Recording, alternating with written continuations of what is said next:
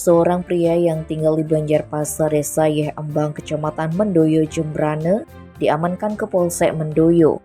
Pria pengangguran dengan tubuh dipenuhi tato itu bernama Wayan Suwandite, 26 tahun.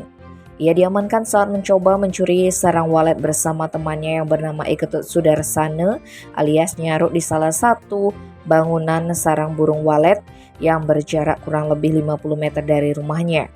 Sesaat sebelum kejadian, keduanya bertemu dan mengaku ingin minum minuman keras.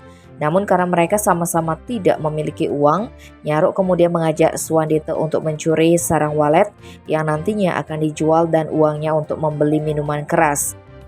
Setelah sepakat untuk mencuri, mereka bergegas berjalan kaki menuju bangunan sarang burung walet dengan membawa beberapa perlengkapan.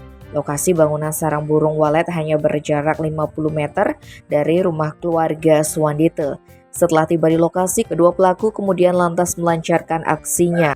Namun naas, aksi keduanya dipergoki Sapam yang bertugas menjaga bangunan tersebut.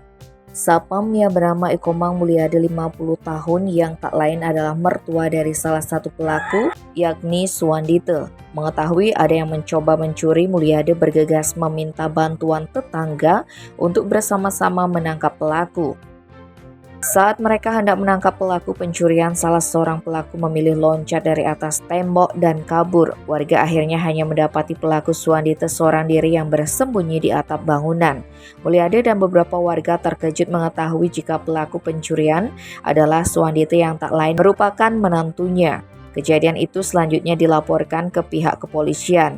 Kapolsek Mendoyo Kompol Iputu Suwarmadi saat dikonfirmasi membenarkan adanya kejadian tersebut. Ia mengatakan kejadian tersebut terjadi pada hari Selasa malam 5 Desember.